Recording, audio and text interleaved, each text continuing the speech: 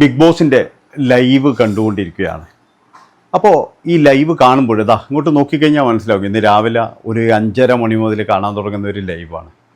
പക്ഷേ ശരിക്ക് big boss തന്നെ ഇവരെ കൊണ്ട് പെട്ടുപോയിട്ടാണെന്നാണ് തോന്നുന്നത്. കാരണം ലാലേട്ടന് 7ൻ്റെ പണി 8ൻ്റെ പണി എന്നൊക്കെ പറഞ്ഞിട്ട് ഇവർ കണ്ടൻ്റ് ഒന്നും കൊടുക്കുന്നില്ല. അതായത് ഇവർക്ക് എന്താ ചെയ്യേണ്ടതെന്നോ ഒന്നും അറിയുന്നില്ല. ഇവരൊക്കെ എന്ന് പറഞ്ഞാൽ എങ്ങനെയെങ്കിലും ഇവിടെ അള്ളിപ്പിടിച്ച് നിൽക്കാൻ വേണ്ടിയിട്ട് ഇവർ ചെയ്യുന്ന ഓരോ പ്രവൃത്തികളാണ്. എൻ്റെ അഭിപ്രായത്തിന് ആദ്യത്തെ ആ ഒരാഴ്ച കഴിഞ്ഞപ്പോൾ മിഡിൽ വീക്കിൽ 2 പേരെ പുറത്തു വിടും എന്നൊക്കെ പറഞ്ഞിട്ട് വലിയ കോലാഹലങ്ങളൊക്കെ ഉണ്ടായപ്പോൾ എല്ലാവരും വിചാരിച്ചു ഇതെന്തോ ഒരു വലിയ സംഭവമാക്കി കളയുമെന്ന്. പക്ഷെ അപ്പോഴേക്കും ബിഗ് ബോസിന് എന്ന് പറഞ്ഞാൽ മത്സരാർത്ഥികളോട് കുറച്ച് സ്നേഹം തോന്നി. കാരണം 3 മാസം ജോലി കളഞ്ഞ് വന്നതല്ലേ, അതുകൊണ്ട് തന്നെ എന്ന് പറഞ്ഞാൽ അവർക്ക് ജോലി കൊടുക്കേണ്ട കടമയില്ലേ. ഇനിയിപ്പോൾ അങ്ങനെ അങ്ങ് പറഞ്ഞു വിട്ട് കഴിഞ്ഞാൽ ഇവരെ ശാപം വാങ്ങിച്ചിട്ട് നമ്മൾ ചിലപ്പോഴെന്ന് പറഞ്ഞാൽ നമ്മൾ തലയിൽ വെക്കേണ്ടി വരില്ലേ എന്നുള്ള ഒരു ഭയം കൊണ്ട് ഇവർ പിന്നീട് ചെയ്യുന്ന കാര്യങ്ങൾ എന്ന് പറഞ്ഞാൽ ഈ മത്സരാർത്ഥികൾ ഇങ്ങനെ അങ്ങ് കയറൂരി വിട്ടിരിക്കുകയാണ്. ഇത് കാണുന്നവന് എന്തെങ്കിലും ഒരു ഇൻട്രസ്റ്റ്, എന്തെങ്കിലും ഒരു ഇത് കൊടുക്കണ്ടേ. അതാണ് ഞാൻ ആലോചിക്കുന്നത്. ഈ 24 മണിക്കൂറൊക്കെ എന്ന് പറഞ്ഞാൽ ലൈവ് ഇടുമ്പോഴേ അവർക്ക് എന്തെങ്കിലും ഇപ്പോൾ ഒരു പ്രൊമോ, വൈകുന്നേരത്തേക്കുള്ള ഒരു പ്രൊമോ പോലും ഇതുവരെ വന്നിട്ടില്ല. അതായത് എന്തെങ്കിലും ഒരു പ്രൊമോക്ക് വേണ്ടി ഒരു കണ്ടന്റ് അവിടുന്ന് കിട്ടണ്ടേ, അതുപോലും കിട്ടിയിട്ടില്ല എന്നുള്ളതാണ്. ആകെ ഉള്ളത് ഇപ്പോഴും എന്ന് പറഞ്ഞാൽ രേണുസുധീൻ്റെ പേനും കൊണ്ടാണ് ഇപ്പോൾ എല്ലാവരും നടക്കുന്നത്. ആ പേനും കൂടി കഴിഞ്ഞാൽ പിന്നെ തീർന്നു കഥ. എന്തോ രേണുസുധിക്ക് ആ പേൻ ഉള്ളത് കൊണ്ട് അവർക്കൊരു കണ്ടന്റ് കിട്ടി. അതുകൊണ്ട് തന്നെ എന്ന് പറഞ്ഞാൽ രേണുസുധിക്ക് അല്ല, കാപ്പീൻ്റെ പ്രശ്നം എന്ന് പറഞ്ഞു കഴിഞ്ഞാൽ ഞാൻ നിന്നോട് പറയുന്നത് എന്താ വെച്ച് കഴിഞ്ഞാൽ അതൊക്കെ ചെറിയ എന്താ പറയണ്ടേ, ആ ജിസേൽ എന്ന് പറയുന്നതിൻ്റെ ഇത് പ്രശ്നം മാത്രമാണ്. എന്ന് വെച്ചാൽ അവരൊക്കെ എന്ന് പറഞ്ഞാൽ ചില ആൾക്കാരുണ്ട്, തലതൊട്ടപ്പന്മാർ എന്ന് പറയുന്ന ചില ആൾക്കാരുണ്ട്, പലതും എന്ന് പറഞ്ഞാൽ പാത്ത് വെക്കും. ഈ പാത്ത് വെക്കുന്ന സ്വഭാവം എന്തിനാണ് ബിഗ് ബോസിൽ? അതാണ് ഞാൻ ആലോചിക്കുന്നത്. എന്തിനാണ്? ആർക്കും എല്ലാവർക്കുമുള്ള സാധനമല്ലേ, അതെന്തിനാണ് ഇങ്ങനെ കൊടുക്കാതിരിക്കുന്നത്? അതൊരു വിഭാഗം ആൾക്കാർക്കും മാത്രം വേർതിരിച്ച് കൊടുക്കുന്നത് പോലെയാണ് എനിക്ക് തോന്നിയിട്ടുള്ളത്. അല്ലാതെ വേറെ അതിൻ്റെ അകത്തൊന്നും കാര്യമായിട്ട് കണ്ടന്റോ കാര്യങ്ങളോ ഒന്നുമില്ല. ജയിൽ നോമിനേഷൻ എന്ന് പറഞ്ഞു കഴിഞ്ഞാൽ പിന്നെ എന്താ പറയുക, വളരെ ശോകമായിരുന്നു. ശരിക്കും അവിടെ ജയിലിൽ പോകേണ്ടത് ആര്യനും അതുപോലെ ജിസയിലും തന്നെയാണ്. പക്ഷേ എല്ലാവർക്കും എന്ന് പറഞ്ഞാൽ അഭിലാഷിനെയും പെടണം, ഓനിയലിനെയും പെടണം. അങ്ങനെ ഇവരെല്ലാവരും ചോദിക്കണം ബിഗ് ബോസ് 4 പേരെ പറയുമ്പോൾ പറ്റുമോ, ബിഗ് ബോസ് 4 പേരെ പറയാൻ പറ്റുമോ പ്ലീസ് ബിഗ് ബോസ്, ഇങ്ങനെ ഓമാർ ചോദിക്കുവായിരുന്നു മിക്കവാറും. അനീഷ് ജയിൽ നോമിനേഷനിൽ പറയുന്ന കാര്യങ്ങൾ കറക്റ്റ് അല്ലേ? അതായത് ഇന്നലെ അഭിലാഷും അതുപോലെ തന്നെ എന്ന് പറഞ്ഞു കഴിഞ്ഞാൽ ഈ പിന്നെ ഇവനും കൂടിയിട്ട് അവിടെ കാണിച്ചു കൂട്ടിയ കാര്യങ്ങളൊക്കെ കേൾക്കുമ്പോൾ എന്തിനാണെന്ന് എനിക്ക് ആദ്യം തോന്നി. എനിക്ക് മനസ്സിലായത് ഈ ആര്യൻ എന്തോ കാണിച്ചു, അതുകൊണ്ടാണ് ഇവനിങ്ങനെ ചൂടായതെന്നാണ്. കുറച്ച് കഴിഞ്ഞപ്പോഴാണ് പറയുന്നത് ആര്യനല്ല പിന്നെ ആരാണ്, പിന്നെ റെന ഫാത്തിമ എന്ന് പറയുന്ന ആ ഒരു പിന്നെ പെണ്ണോടാണ് പറഞ്ഞത് എന്ന് പിന്നീടാണ് മനസ്സിലാക്കുന്നത്. അപ്പം നമുക്ക് പോലും ഇത് മനസ്സിലാക്കാൻ കഴിയുന്നില്ല ആരോടാണ് പൊട്ടിത്തെറിക്കുന്നത്. അഭിലാഷിൻ്റെ പ്രശ്നം എന്താണെന്ന് വെച്ചാൽ അഭിലാഷിനോട് ആരും ഒന്നും പറയുന്നില്ല. അത് ഒരു വളരെ മോശപ്പെട്ട ഒരു ഇത് തന്നെയാണ്. കാരണം അഭിലാഷ് അത് ഞാൻ പറഞ്ഞല്ലോ, ഭയമാണ്. അതിൻ്റെ ഉള്ളിലുള്ളവർക്കെല്ലാം പറഞ്ഞാൽ അഭിലാഷിനോട് ഭയമാണ്. കാരണം എന്താണെന്ന് വെച്ച് കഴിഞ്ഞാൽ പുറത്ത് എങ്ങനെയാണ് അഭിലാഷിൻ്റെ സിറ്റുവേഷൻ എന്ന് പറയാൻ കഴിയില്ല.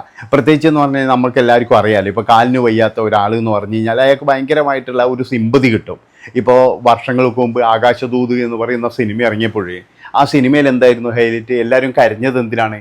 ആ അവസാനം എന്ന് പറഞ്ഞാൽ കാല് വയ്യാതെ ചെറുക്കനെ പിന്നെ ആർക്കും വേണ്ടാത്തതുകൊണ്ടാണ് എല്ലാവരും കരഞ്ഞത്. അപ്പം അങ്ങനെ മലയാളി സമൂഹത്തിൽ തന്നെ എന്ന് പറഞ്ഞു കഴിഞ്ഞാൽ വയ്യാത്ത ആൾക്കാരോട് ഒരു സിമ്പതി ഉണ്ട്. പക്ഷേ എൻ്റെ അഭിപ്രായത്തിന് അവർക്ക് സിമ്പതി അല്ല വേണ്ടത്.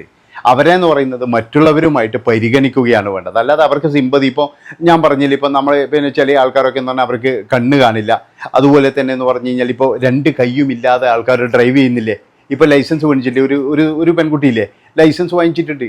അപ്പം അവിടെ സിമ്പതി അല്ല വേണ്ടത്. അവരും പഠിച്ച് നേടും, അവരും കാർ ഓടിക്കും, അതുപോലെ തന്നെ ഈ കണ്ണ് കാണാത്ത ആയാലും എല്ലാം ചെയ്യും. അപ്പോൾ അവർക്ക് ഒരിക്കലും നിങ്ങൾ സിമ്പതി കൊടുക്കേണ്ട ആവശ്യമില്ല. അവർക്കെന്ന് പറയുന്നത് കൊടുക്കേണ്ടത് എന്താ? അവർക്ക് ആ ഒരു പരിഗണന നിങ്ങളും ഇതാണ്. അഭിലാഷും അതന്നെയാണ് പറയുന്നത്. അഭിലാഷ്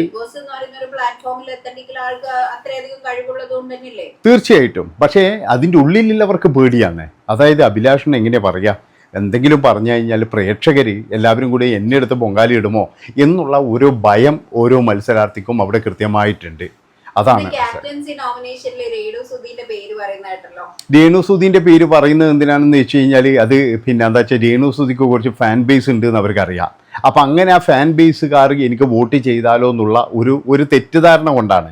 പക്ഷേ എൻ്റെ അഭിപ്രായത്തിന് രേണുസുധിക്ക് എന്ന് പറയുന്ന ബുദ്ധിയുള്ള ഫാൻ ബേസ് ഒന്നും ഉണ്ടെന്ന് എനിക്ക് തോന്നുന്നില്ല. കാരണം ബുദ്ധിയിലെന്ന് പറഞ്ഞാൽ ഞാൻ ഉദ്ദേശിച്ചതെന്ന് വെച്ചാൽ രേണുസുധീന് അന്ധമായിട്ടുള്ള ഫാൻ ബേസാണ്. അല്ലാതെ രേണുസുധീനെ എന്താ പറയുന്നത് സഹായിക്കുന്നവരെ തിരിച്ച് സഹായിക്കണം എന്നുള്ള ഫാൻ ബേസ് ഒന്നും രേണുസുധിക്ക് ഉണ്ടെന്ന് എനിക്ക് തോന്നുന്നില്ല. കാരണം ഇവരുടെ പല ആർമികളുടെയും പേജൊക്കെ ഞാൻ കണ്ടു. അതിൻ്റെ അകത്തൊക്കെ എന്ന് പറഞ്ഞാൽ രേണുസുധിയെ മാത്രം സഹായിച്ചാൽ മതി എന്നുള്ള നിലപാടുള്ള ആൾക്കാരാണ്. അപ്പോൾ അവിടെ വേറെ ഒരാൾ ഇതാ ഇന്ന കൂടെ നിൽക്കുന്നതാണേ, അപ്പോൾ അയാളെ അതൊന്നുമില്ല അവിടെ. ഇന്ന് ക്യാപ്റ്റൻസി നോമിനേഷനിൽ കൂടുതൽ പേര് പറഞ്ഞത് ശൈത്യയുടെ പേരാണ്. അതിനെപ്പറ്റി എന്താ പറയാനുള്ളത്? എൻ്റെ അഭിപ്രായത്തിന് ശൈത്യ ഒരു മാറ്റത്തിലേക്ക് വരും എന്നാണ് എനിക്ക് തോന്നുന്നത്. കാരണം ഇന്നലത്തെ ആ ഒരു കഥയും അതുപോലെ തന്നെ ആര്യൻ്റെ ആ ചിരിയും പിന്നെയുള്ള കുഴപ്പങ്ങളും ഇതെല്ലാം ഈ പിന്നെ മനുഷ്യന്മാർക്കൊക്കെ എന്ന് പറഞ്ഞാൽ ശൈത്യയോട് ഒരു പരിധി വരെ എന്ന് പറഞ്ഞാൽ ഒരു അറ്റാച്ച്മെന്റ് വന്നിട്ടുണ്ട്. അപ്പം അങ്ങനെ പക്ഷെ ഞാനൊന്ന് ചോദിച്ചോട്ടെ, ശൈത്യയുടെ ആ ഒരു നിലപാടിനെ പറ്റി എന്താ പറയാനുള്ളത്? ആര്യൻ ചിരിച്ചു, ശൈത്യയുടെ ലൈഫ് സ്റ്റോറി ആയിരുന്നു പറഞ്ഞുകൊണ്ടിരുന്നത്. ആ സമയത്ത് ആര്യൻ ചിരിച്ചു എന്ന് ബാക്കിയുള്ളവരൊക്കെ പറയുന്നു. എന്നിട്ട് ശൈത്യ അതിൻ്റെ അകത്ത് ഒരു പ്രതികരണം നടത്തിയില്ല. അതിനെപ്പറ്റി എന്താ നിങ്ങൾക്ക് പറയാനുള്ളത്? അതിൽ ശൈത്യ പ്രതികരണം നടത്തേണ്ട ആവശ്യമില്ലല്ലോ. കാരണം എന്താണെന്ന് വെച്ചാൽ മര്യാദ എന്ന് പറയുന്ന ഒരു കാര്യമാണ് അവിടെ വേണ്ടത്. അതായത് അവിടെ ഒരു സംഭവം ഇങ്ങനെ നടക്കുമ്പോൾ അവർക്ക് ചിരിക്കേണ്ട കാര്യമില്ല, ഓരോരാളുടെ ലൈഫ് സ്റ്റോറി. അല്ല, അവിടെ എന്ന് പറഞ്ഞാൽ ഞാൻ പറഞ്ഞല്ലോ ആര്യനാണ് അവിടെ നെഗറ്റീവായത്, അല്ലാതെ ഒരിക്കലും ശൈത്യമല്ല. ശൈത്യം അവിടെ നെഗറ്റീവ് ഒന്നും ആയിട്ടില്ല. കാരണം എല്ലാവരും ഇനി എത്ര ശത്രുക്കളായി കഴിഞ്ഞാലും അവരുടെ ലൈഫ് സ്റ്റോറി പറയുമ്പോൾ അവർ കൃത്യമായിട്ടും അത് അംഗീകരിക്കേണ്ടതാണ്. അത് എന്താ പറയേണ്ടത്, ഇവർ നമ്മുടെ പ്രേക്ഷകർക്കും അറിയാൻ താല്പര്യമുള്ളതല്ലേ ശൈത്യം എങ്ങനെയാണ് വന്നത്, എന്താണ് ശൈത്യയുടെ നിലപാട്, കാര്യങ്ങൾ ഇതൊക്കെ അറിയാനുള്ള താല്പര്യമുള്ളതല്ലേ. അപ്പോൾ ഒരാളിങ്ങനെ ചിരിക്കുന്നത് വളരെ മോശമായിട്ടാണ് എനിക്ക് തോന്നിയത്.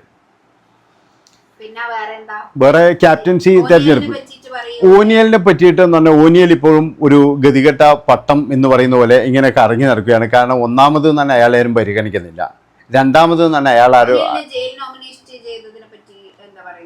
ഞാൻ പറഞ്ഞല്ലോ അവിടെ എന്ന് പറഞ്ഞാൽ ശരിക്കും ജയിലിൽ നോമിനേഷൻ വരേണ്ടത് എന്നാണ് ജിസയിലും ഈ ആര്യനുമാണ്. ഓനിയലിനെ ചെയ്തത് ഓനിയലിന്റെ ഭാഗ്യം എന്നേ ഞാൻ പറയുള്ളൂ. കാരണം ഇന്നലെ റെനയോട് സംസാരിച്ചത് നന്നായിനോ എന്ന് ചോദിച്ചു കഴിഞ്ഞാൽ ഈ റെനയോട് പ്രേക്ഷകർക്കെല്ലാം നല്ല രീതിയിലുള്ള വൈരാഗ്യമുണ്ട്. അതായത് ഈ റെനേൻ്റെ എല്ലാ കാര്യങ്ങളൊന്നും പ്രേക്ഷകർക്ക് അത്ര ഇഷ്ടപ്പെടുന്നില്ല. രണ ഒരുപാട് കോപ്രായങ്ങൾ റെന ഫാത്തിമ ഒരു കോപ്രായം അത് കാണാറുണ്ട്. ഞാൻ പറഞ്ഞല്ലോ അവരൊരു കോപ്രായമാണ് കാണിക്കുന്നത്. അതായത് തീരെ പക്വതയില്ലാതെ ഞാനെന്തോ ഒരു വലിയ സംഭവമാണ് എന്നുള്ള തരത്തിലുള്ള ഒരു ആറ്റിറ്റ്യൂഡാണ് ഈ രണ ഫാത്തിമക്ക്. അതുകൊണ്ടല്ലേ ആരെയും ബഹുമാനിക്കില്ല, ആരെയും ഇതൊന്നുമില്ല. ബഹുമാനിക്കണം എന്ന് പറഞ്ഞാൽ കാല് തൊട്ട് കാലിൽ വെക്കണം എന്നല്ല പറയുന്നത്. പക്ഷേ ആ ഒരു പിന്നെ ആദ്യമൊക്കെ എന്ന് പറഞ്ഞു കഴിഞ്ഞാൽ കുറച്ച് ചെറിയ കുട്ടിയാണ് അല്ലെങ്കിൽ എൻ്റെ അച്ഛനാണ് എന്നൊക്കെയുള്ള പരിഗണന വെച്ചിട്ട് ആ മറ്റേ മുൻഷീനെ പുറത്താക്കിയായിരുന്നു. ആ ഒരു ഇതൊക്കെ വെച്ചിട്ട് അങ്ങനെയൊക്കെയുള്ള ചില കാര്യങ്ങളാണ് ഈ രണ ഫാത്തിമ. അനിമോൾ എന്ന് പറഞ്ഞു കഴിഞ്ഞാൽ എന്താ പറയേണ്ടത്, ഗെയിമിലെ ഒരു ഒഴിച്ചുകൂടാൻ കഴിയാത്ത ഒരു ഘടകമായിട്ട് ഇപ്പോൾ മാറിക്കൊണ്ടിരിക്കുകയാണ്. ഒരു പക്ഷേ ഞാൻ പറഞ്ഞല്ലോ ഈ ടോപ്പ് 5 എന്ന് പറഞ്ഞാൽ നമുക്ക് ഇപ്പോൾ തന്നെ പ്രഡിക്റ്റ് ചെയ്യാൻ പറ്റും അനിമോൾ ഉണ്ടാകും. അതുപോലെ തന്നെ എന്ന് പറഞ്ഞു കഴിഞ്ഞാൽ അനിമോൾ ഇനി നെഗറ്റീവ് ആകത്തില്ല. കാരണം എന്താണെന്ന് വെച്ചാൽ അനിമോൾ ഈ പ്രേക്ഷകരെ മനസ്സിൽ കയറുന്നത് എന്ന് പറഞ്ഞു കഴിഞ്ഞാൽ ഒരു 1 മുതൽ 15 ദിവസത്തിനുള്ളിലാണ്. ആ 15 ദിവസം കൃത്യമായിട്ടും തന്നെ അനിമോൾ അവിടെ വിനിയോഗിച്ചിട്ടുണ്ട്. ഇനിയിപ്പോൾ അനിമോൾ ഒന്നും ചെയ്തിട്ടില്ലെങ്കിലും അനിമോൾ അവിടുത്തെ രാജ്ഞി തന്നെയാണ്. ഒരിക്കലും ബിഗ് ബോസ് ഈ അനിമോളെയോ അല്ലെങ്കിൽ ഈ ഷാനവാസിനെയോ പിന്നെ എന്ന് പറഞ്ഞു കഴിഞ്ഞാൽ അനീഷിനെയോ അക്ബർ പാടെന്ന് പറഞ്ഞാൽ അണഞ്ഞ തീയായിട്ട് മാറിക്കൊണ്ടിരിക്കുകയാണ്. കാരണം എന്താണെന്ന് വെച്ച് കഴിഞ്ഞാൽ അക്ബർ ആദ്യമൊക്കെ നല്ല രീതിയിൽ കളിക്കും, ഭയങ്കരമായിട്ട് പ്രതീക്ഷയായിരുന്നു. പക്ഷേ രേണുവിൻ്റെ ആ ഒരു സംഭവത്തോട് കൂടിയിട്ട് ഇയാൾക്ക് ഭയങ്കര പേടിയായി. ഞാൻ വെളിയിൽ കട്ട നെഗറ്റീവാണോ, ഇനി ഇറങ്ങുമ്പോൾ എൻ്റെ ഗതി എന്താണ്. ഞാൻ ഒരു പക്ഷേ ചില സമയങ്ങളിലൊക്കെ സിബിനെ പോലെ കൈവിട്ടു പോകുമോ എന്ന് പോലും ഭയന്നിട്ടുണ്ട്. ഇയാളുടെ ചില നടപ്പും ഇരിപ്പെല്ലാം കാണുമ്പോൾ എനിക്കിപ്പോൾ എപ്പൊങ്ങ് പൊട്ടിക്കരിയോ എന്നൊക്കെ തോന്നിയിട്ടുണ്ട്. പിന്നെ മറ്റൊരാളുടെ അപ്പാനി, ഈ അപ്പാനി എന്ന് പറഞ്ഞു കഴിഞ്ഞാൽ ചിലപ്പോഴെന്ന് പറഞ്ഞു കഴിഞ്ഞാൽ ഒന്ന് ഫയറായിട്ട് വരാനും അല്ലെങ്കിൽ വില്ലൻ എന്ന് പറയുന്ന ഒരു വേണമല്ലോ ഇത്. ഈ ആഴ്ച ഞാൻ പോകുന്നൊക്കെ പറയുന്ന കേട്ടല്ലോ, ഞാനിവിടെ 100 ദിവസം നിന്നിട്ടേ പോകുള്ളൂ. അല്ല, അത് ബിഗ് ബോസ് ആണ് തീരുമാനിക്കേണ്ടത് അയാളെ നിർത്തിക്കണമെന്ന്. കാരണം അയാളെ കഴിവ് എങ്ങനെയാണ് ഞാൻ പറഞ്ഞല്ലോ, ഇവിടെ എന്ന് പറഞ്ഞാൽ നന്മ മരങ്ങൾ മാത്രം പോരല്ലോ. അപ്പോൾ നെഗറ്റീവായിട്ടും 2-3 ആൾക്കാർ വേണം. ഇപ്പോഴ് മുന്നേ എന്ന് പറഞ്ഞാൽ യുദ്ധം ചെയ്യാനേ മാരാറുടെ സീസണിൽ മറ്റേ ഇവനെല്ലാം നിർത്തിച്ചില്ലേ, അതേപോലെയായിരുന്നു യുദ്ധം ചെയ്യാനും ആൾക്കാർ വേണം. അപ്പം അങ്ങനെ 3 പേര് ഇവരും 3 പേര് അവരുമായിട്ട് ഇങ്ങനെ നിൽക്കും. ഇനി വൈൽഡ് കാർഡ് എന്ന് പറഞ്ഞു കഴിഞ്ഞാൽ വലിയൊരു പ്രതീക്ഷയാണെന്നാണ് നമ്മൾ വിചാരിക്കുന്നതെങ്കിലും അത്രത്തോളം പ്രതീക്ഷയൊന്നും വേണ്ട. കാരണം കഴിഞ്ഞ പ്രാവശ്യം നമുക്കറിയാം അവിടുന്ന്, അതായത് ഭയങ്കരമായിട്ട് ഞാനവിടെ ബിഗ് ബോസ് എടുത്ത് തല കീഴാക്കി വെക്കുമെന്ന് പറഞ്ഞിട്ട് വന്നാൽ നമ്മളെ അരികണ്ണനൊക്കെ നമ്മൾ കണ്ടതാണ്. അവിടുന്ന് ആളൊക്കെ എന്ന് പറഞ്ഞാൽ ആകെ പിന്നെ എന്താ പറയേണ്ടത്, വൈൽഡ് കാർഡ് വന്നു കഴിഞ്ഞാൽ ഈ ജനപ്രിയ കണ്ടസ്റ്റൻസിന്റെ വാല് പിടിച്ചു പോകുന്ന ഒരു പരിപാടിയാണ് കണ്ടത്. അതെ അതെ. പക്ഷേ വേറെ കാര്യമുണ്ട്, ഇപ്പോഴും ഇവിടെ ആരും ജനപ്രിയത അങ്ങ് നേടിയിട്ടൊന്നുമില്ല. അനീഷ് ആയാലും ഞാൻ പറഞ്ഞത് അനീഷിന് പിന്നെന്താ അറിയാം, എല്ലാവർക്കും ഒരു ഇഷ്ടം എന്താണെന്നറിയാം, അനീഷ് കോമണറാണ്. അയാൾക്ക് എന്ന് പറഞ്ഞാൽ ആ കോമണർ ആയതുകൊണ്ട് തന്നെ എന്ന് പറഞ്ഞാൽ പബ്ലിക്കിൻ്റെ ഭാഗത്താണ് അയാൾ. അതാണ് മനസ്സിലാക്കേണ്ടത്. മറ്റവരൊക്കെ സെലിബ്രിറ്റികളാണ്. അത് ശരിക്കും അനീഷിന് ആദ്യം മുതൽ അത് കൊണ്ടുപോകാൻ കഴിഞ്ഞിട്ടുണ്ടെങ്കിലും ഇടയ്ക്ക് വെച്ചിട്ട് അനീഷിന് അത് മിസ്സായി പോയി എന്നുള്ളതാണ്. ഇപ്പോൾ അനീഷിൻ്റെ ചില നാക്കുകൾ അയാൾക്ക് ഭാര്യയായിട്ട് വരുമോ എന്നുള്ളൊരു പ്രശ്നമുണ്ട്. അതായത് അനാവശ്യമായിട്ട് ഈ മരക്കഴുത, മരപ്പട്ടി ഇങ്ങനെയൊക്കെ വിളിക്കുമ്പോൾ അത് അയാൾക്ക് ഒരുപാട് നെഗറ്റീവ് ചിലപ്പോൾ വരാനുള്ള ചാൻസ് ഉണ്ട്. അയാളുടെ സംസാരം ശരിയല്ല എന്നുള്ള തരത്തിൽ. ആളെന്ന് പറഞ്ഞാൽ അനീഷ് എന്ന് പറഞ്ഞ ആൾ പാവാണ്, വേറെ കുഴപ്പമൊന്നുമില്ല. അയാൾ നല്ല ബുദ്ധിയോടുകൂടി വിളിക്കുന്നത് ഷാനവാസിനെ മാത്രമായിട്ടാണ് എനിക്ക് തോന്നിയത്. അവര് തമ്മിൽ ഒരു എന്താ പറയാ പണ്ടത്തെ അണ്ണൻ തമ്പി എന്നൊക്കെ പറയുന്ന പോലത്തെ ഒരു കണക്ഷൻ ഉണ്ടെന്ന് എനിക്ക് തോന്നിയിട്ടുണ്ട്. അത് മോഹൻലാൽ ഹിന്റ് കൊടുത്തിട്ടുണ്ടല്ലോ. അതായത് നിങ്ങൾ കാണിക്കുന്നതൊക്കെ എന്ന് പറഞ്ഞു കഴിഞ്ഞാൽ പ്രേക്ഷകർക്ക് ഇഷ്ടമാണ് എന്നുള്ള ചെറിയൊരു ഹിന്റ് കൊടുത്തിട്ടുണ്ട്. ആ ടോം ആൻഡ് ജെറി കോംബോ നമുക്ക് ഇഷ്ടമാണ് എന്നുള്ള. അതുകൊണ്ട് അത് ഷാനവാസിനും മനസ്സിലായിട്ടുണ്ട്, അത് അനീഷിനും മനസ്സിലായിട്ടുണ്ട്. അതുകൊണ്ടാണ് അവർ ആ ഒരു ഇതിൽ നിൽക്കുന്നത് എന്നുള്ളതാണ്.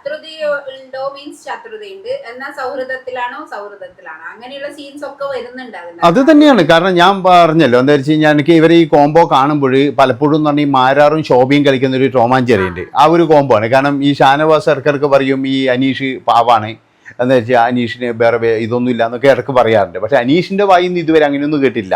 അനീഷ് എല്ലാം പറയുന്നത് പബ്ലിക്കായിട്ടാണ്. പക്ഷേ മറ്റേ ഷാനവാസ് ആണെങ്കിൽ ചിലപ്പോൾ ആരോടെങ്കിലുമൊക്കെ പറയാറുണ്ട് അനീഷിൻ്റെ അങ്ങനെയാണ്. അനീഷിന് ഗ്രൂപ്പ് ഇല്ലല്ലോ. അവിടെ ഗ്രൂപ്പ് കളിക്കാനല്ലല്ലോ വന്നിരിക്കുന്നത്. അവിടെ അതാണല്ലോ വേണ്ടത്. ശരിക്കും പേഴ്സണൽ ടോക്ക് വേണം, എല്ലാവരുമായിട്ട് സംസാരിക്കണം, അതാണ് വേണ്ടത്. ആരെയും ഒറ്റപ്പെടുത്താൻ ഇതൊന്നും പാടില്ല. എല്ലാവരുമായിട്ട് സംസാരിച്ച് എല്ലാവരുമായിട്ട് കാര്യമായിട്ട് അത്ര വലിയ അടുപ്പമില്ലാതെ, അതായത് ഇപ്പോഴും എന്താണ് അഭിലാഷിനെ സംബന്ധിച്ചെന്ന് പറഞ്ഞു കഴിഞ്ഞാൽ ഇപ്പോൾ ഈ പിന്നെ ഓനിയലിന ഒന്നും പറയാൻ കഴിയാത്തൊരിതാണ്. ഇപ്പോൾ അഭിലാഷ് ഓനിയൽ ഒരു ഗ്രൂപ്പാണെന്ന് നമുക്ക് ഇന്നലത്തെ ഒരു സംഭവത്തിൽ തന്നെ തെളിഞ്ഞിട്ടുണ്ട്.